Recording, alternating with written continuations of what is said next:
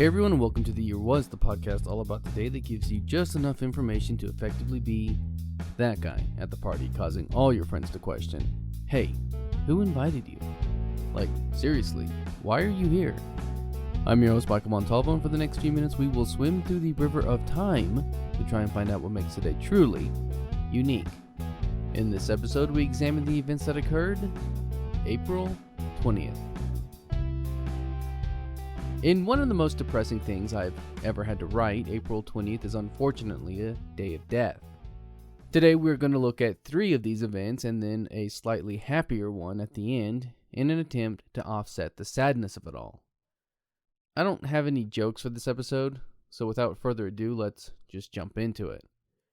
There will be some graphic imagery in this episode, so feel free to skip it if you are so inclined. The year was 1973, and on this day, April 20th, serial killer and Hannibal Lecter inspiration, Ed Kemper, murdered his mother and attempted to dispose of her vocal cords after years of abuse. Edmund Emil Kemper III was born December 18, 1948 in Burbank, California, to parents Edmund Kemper II and Clarnell Stage. Ed was the second of 3 children and the couple's only boy. He was a big child in the sense that he was tall, and as far as I can tell, his childhood was a bit rough, as he would later describe his mother as controlling and abusive, saying she would continuously call him stupid or a sissy and a real weirdo. Allegedly, his mother forced him to sleep in the basement of their house while Ed's 2 sisters were allowed to stay upstairs. She would later claim she did this because she feared Kemper would sexually abuse his sisters.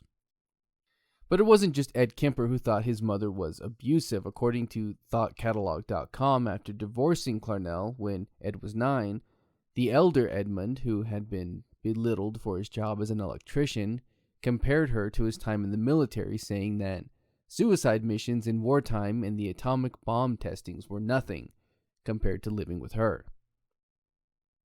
Perhaps because of all this abuse, he began to show signs of trouble at an early age, and he began to torture and hurt animals and toys, an act that a lot of serial killers seem to share. He burned his family's cat alive, then buried it, dug it up, and dismembered it, then put the head on a spike. He killed a second family cat because it loved his sister more, and he enjoyed playing games like Gas Chamber and Electric Chair with his sisters. When he was teased of being in love and wanting to kiss one of his teachers, he responded that he could only kiss her if he killed her. When his sisters told their mother this, she violently beat him in order to scold him. Throughout all of this behavior, however, the help was never sought out for Ed Kemper, and while I'm not saying that it would have fixed or corrected some of his issues, it may have helped. This abuse that he faced was not limited to his own home. He was bullied in school for being tall, and at the age of 14, he ran away from home and went to live with his father, whom he had a good relationship with. He was actually welcomed there, but was soon after sent to live with his grandparents after some issues arose with his new stepmother and stepbrother. Abuse began anew, this time with his grandmother, and while his grandfather was aware of it, did nothing to stop it.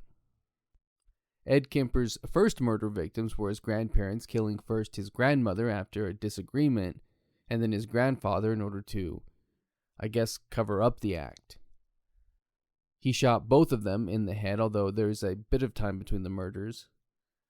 Interestingly, though, he called his mother to confess, and she told him to call the police, which he did, and after being diagnosed as schizophrenic, is placed into a psychiatric hospital, where he was a model patient. He stayed there until December 1969, when he was released against his doctor's wishes into the custody of his mother. He even had his criminal records expunged, and things were kind of okay for a while, but then he began killing again. From the summer of 1972 to April 1973, he would lure mostly young female college students or hitchhikers into his car, then murder, dismember, and abuse the bodies. He killed 6 women this way, and it earned him the nickname the Co-Ed Killer. Then he turned his sights onto his mother.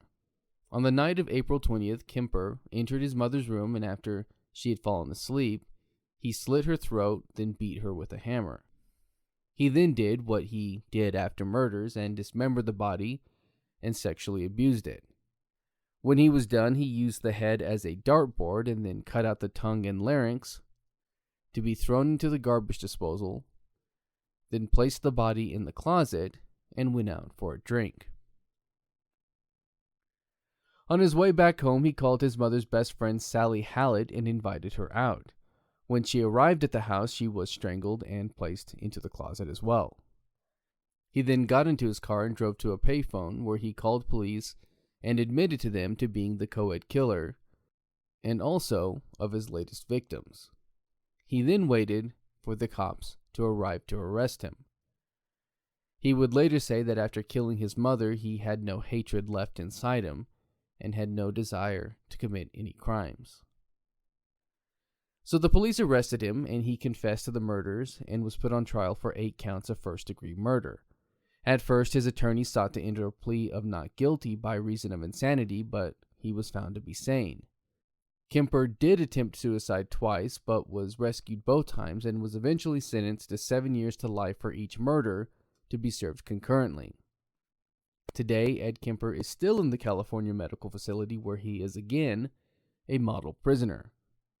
He will next be eligible for parole 2024, but believes that no one will ever let him out.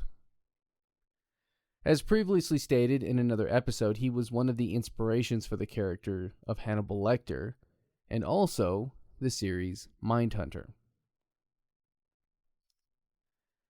The year was 1999, and on this day, April 20th, the tragedy of the Columbine Massacre, one of the worst school shootings in United States history, took place. Columbine was one of those things that was all over the place when it happened because nothing quite like it had ever happened before.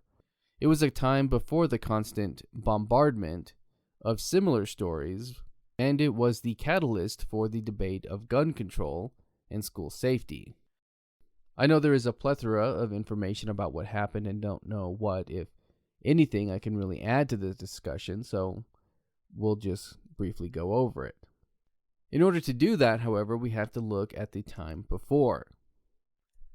Eric Harris and Dylan Klebold were described as very intelligent. They had been in the gifted program with a friend of theirs, Brooks Brown, since the 3rd grade. While Brown had left the program within a year due to the competitive nature of the program and lack of teacher support, Klebold stayed, growing more and more miserable until the 6th grade when he finally left the program himself. While Harris was a bit shy, Klebold would often bottle his emotions until they erupted in a volcanic burst of anger and rage, something that was described as uncharacteristic. Harris was from a military family and, as the media loved to point out, played violent video games. Some reports say that they were unpopular, while others say they had a fair amount of popularity.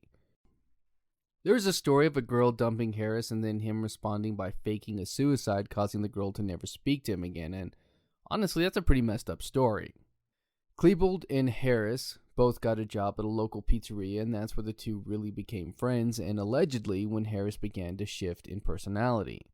The pair began to vandalize houses and sneak around at night, and while initially these missions that they would run were a bit lighthearted, they would soon grow cruel. For Halloween in 1997, they bragged about shooting kids with a BB gun, and Klebold was suspended for carving slurs into a locker. Harris relied on Brown for rides to school and around town, as he did not drive. But after an argument involving Brown being repeatedly late, Harris was told that no more rides would be given, and Brooks Brown became the subject of bullying. Eric Harris would actually throw a block of ice through Brown's windshield, and in response, Brown told all about Harris's exploits involving drinking and other mischief.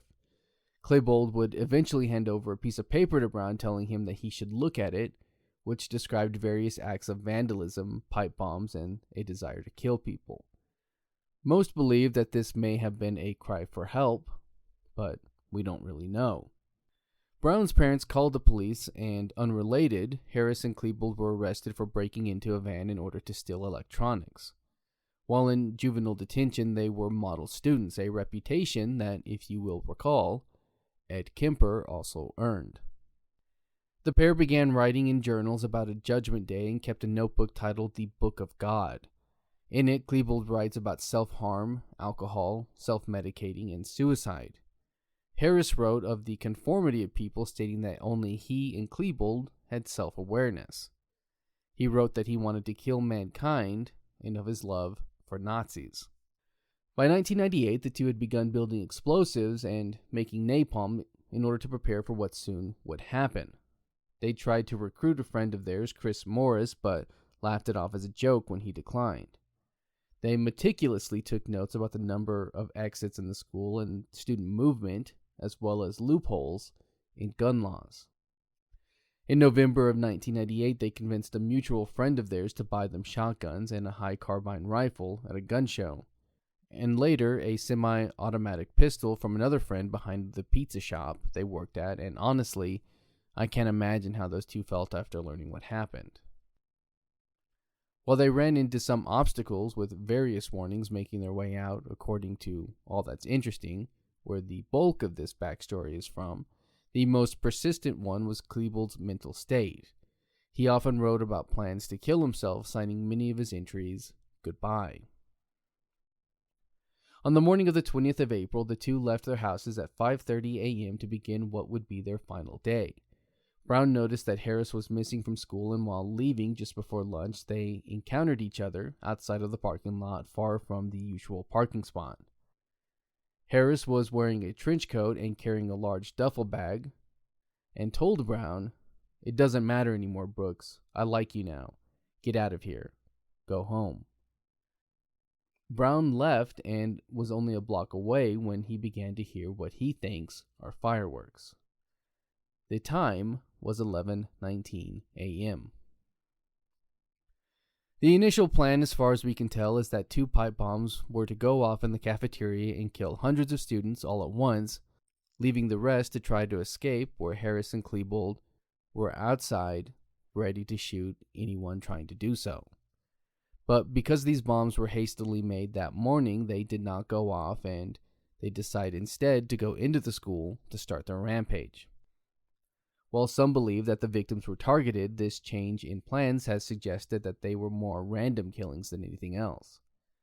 There is a story that one of the victims, Cassie Bernal, was asked if she believed in God, and when she responded yes, was shot. A book was even written about it. However, allegedly, the question was not asked of her, but to another student who was wounded, and when the yes response came, the shooter walked away. By 11:35, the pair had killed 12 and injured 23 others, and shortly after noon, they turned the guns on themselves and died by suicide. Police and sheriff deputies, believing that there was a continuing danger, did not move on the shooting area for hours after this. During this time, some of the victims bled to death, and this led many to criticize the police and the school for their slow response and inaction. This would lead to lawsuits by the victims' families and even the family of Klebold for the police's lack of action. Memorial crosses were erected in a park, but the two memorializing Harris and Klebold were torn down. The school reopened in the fall of 1999. I don't have any good transitions between these stories, and so the year was 2010, and on this day, April 20th, the Deepwater Horizon drilling rig exploded, killing 11 and discharging oil into the Gulf of Mexico, causing an environmental disaster. They made a movie about this one, starring Mark Wahlberg. The story of Deepwater Horizon starts with BP and the Macondo oil prospect in the Mississippi Canyon, which, as you know, is a valley in the continental shelf. The Deepwater Horizon drilling rig was positioned almost 5,000 feet over the oil well that it was drilling into. The problem began when a bubble of methane escaped the well and quickly made its way up the drill column, expanding and breaking seals and barriers before finally exploding. This is, of course, according to rig workers in interviews conducted by BP during its internal investigation. The gas broke through a concrete core that had become too weak to withstand such pressure because nitrogen gas had been used to accelerate the curing. Once the gas made its way to the rig platform, it ignited, engulfing the rig in flames and killing 11 people. Now, I know what you're thinking. Shouldn't there have been some kind of safety measure in place in order to prevent this kind of thing from happening? And the answer is yes, and they did have one in place. It just hadn't been maintained properly, and as a result did not work as it should have. Later investigations would show that Halliburton and BP both knew of this issue and even covered up a similar incident 2 years prior. On the 22nd of April, the drilling rig capsized, which caused a rupture in one of the risers. Drilling mud had been injected into this riser in order to maintain pressure, and with it now ruptured, oil and gas were able to overpower the mud and leak oil into the Gulf. Somewhere between 1,000 and 60,000 barrels a day were lost until the well could be capped off and stopped 87 days later. By the time the well was permanently sealed September 19, 2010, over 200 million gallons of crude oil had made its way into the Gulf of Mexico, creating what is considered the worst oil spill in United States history. Controlled burns of oil and debris were made, releasing up to 4.6 million pounds of black carbon into the atmosphere, and chemicals to break down and dissolve the oil were used in an effort to clean up, but it's unlikely that all of this oil will ever be truly cleaned up. BP throughout all of this downplayed the severity of the situation with an internal memo assessing that the leak was 20 times larger than what they were letting the public know, and claiming that everything was guesswork. No one knows how much oil is still down there. Ultimately, it was decided by a New Orleans judge that BP was the majority of the one at fault and was ordered to pay $65 billion in fines. In 2012, BP even pled guilty to 14 criminal counts for illegal conduct surrounding the Deepwater Horizon disaster, and although fined, no one faced jail time. I'm going to end this on a slightly lighter note to offset some of the darkness of the day, and so the year was 1993, and on this day, April 20th, Uranus passed Neptune, an event that only happens once every 171 years. As you know, William Herschel and Uranus are a large part of this podcast, and so when presented with a topic related to either, it's worth a mention. That's going to do it for us today. If you like this podcast and want to hear more, give us a rate and a review. That helps me out and helps steer this in a direction that is hopefully good for all. If you're watching this on YouTube, you can find the UWA's audio version on your podcast app of choice. You can find me on social media and at YouTube at the Apple Cider Club. And as always, I want to thank the Tim Kreitz Band for our musical theme. And thank you for listening. We'll see you next time.